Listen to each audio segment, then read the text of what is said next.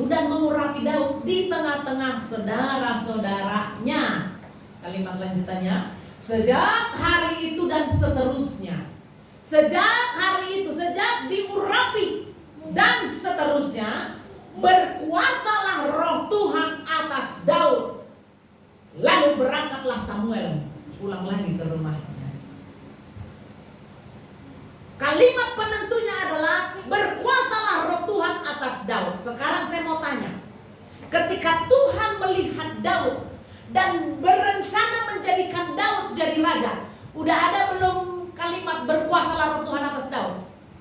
Belum. Udah diurapi belum dia di situ? Belum. Lalu kok bisa Tuhan tertarik pada orang yang belum diurapi ini? Ini dia. Belum diurapi, dan saya mau katakan pengurapan di sini adalah pengurapan untuk jadi raja. Dan ternyata sebelumnya Daud sudah terlatih punya hubungan dengan Tuhan.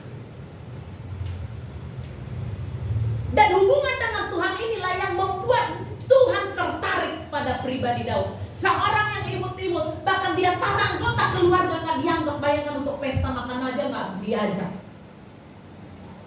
Tapi Daud udah menang atas dirinya, dia nggak pusing pesta, katanya pesta, enggak katanya enggak, udah tanggung jawabnya dia kerjakan. Karena apa? Dia seorang yang rajin, nggak mau malas, nggak mau hitung-hitungan ngambil kerjaan.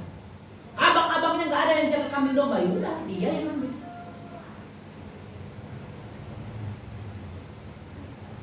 Udah terlatih dia di lapangan dari hal-hal yang kecil. Dan dia sudah tahan banting. Mau panas terik, mau kayak dipilih kasih oleh bapaknya, udah lewat itu semua. Enggak itu lagi.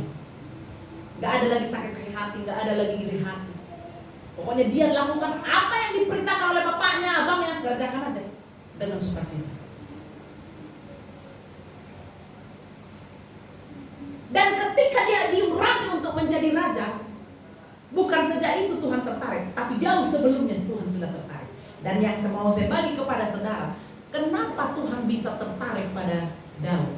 Rupanya, nanti kalau saudara lihat pasal selanjutnya ini, itu akan digambarkan siapa itu Daud sesungguhnya di pasal 17, siapa itu Daud, dan pasal 16 dan seterusnya ini, siapa itu Daud? Itu digambarkan di sana bahwa Daud ini seorang yang suka memuji Tuhan.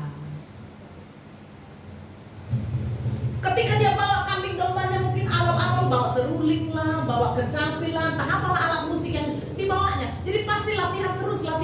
Dan dalam latihannya itu lagu apa yang dia naikkan? Lagu untuk memuji Tuhan, bukan lagu-lagu dunia. Kan main musik itu gak langsung otomatis bisa, enggak. Dia latih terus sambil jaga. Bayangkan seharinya itu membosankan. Mau ngapain lagi? Ya udah main musik aja dah. Memuji Tuhan aja lah. Dan ternyata dalam sebuah kebosanan, ketika kita ambil sikap untuk berjumpa dengan Tuhan, akhirnya hari-hari bisa lewat dengan enak jadinya. Tapi kalau kita nggak, aduh bosan kali hari ini, membosankan. Daud tahu akan hal itu, maka dia pilih satu sikap memuji Tuhan aja untuk melewati setiap hari-hari. Dan itu membuat Tuhan tertarik. Jadi Daud sudah melatih diri sejak dari kecil bahwa dia memuji Tuhan, menyembah Tuhan walaupun dia dianggap orang yang hanya dia yang bertugas untuk jaga kambing.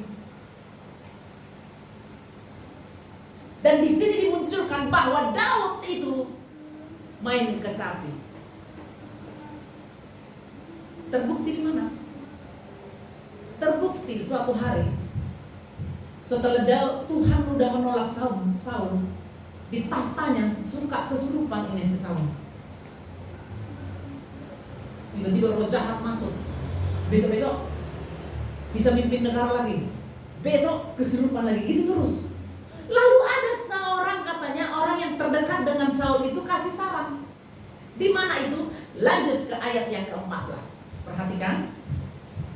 Tetapi roh Tuhan telah mundur daripada Saul dan sekarang ia diganggu oleh roh jahat yang datang daripada Tuhan. Jadi ini bukan Tuhan yang kasih roh jahat, tapi ini menggunakan frasa zaman perjanjian lama, itu ada nama disebut frasa.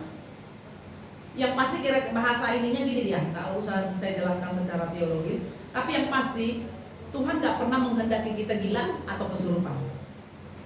Tapi yang benar adalah ketika kita menjauh dari Tuhan, hanya dua yang akan terjadi. Kalau nggak roh Tuhan yang berkuasa atas kita, jadi roh setan. Kalau Tuhan udah undur daripada kita, maka yang masuk setan. Jadi bukan Tuhan yang kasih roh setan, tapi karena Tuhan sudah undur, roh setan yang masuk. Kan setan itu paling suka tinggal di manusia daripada di pohon atau batu-batu besar atau di kuburan.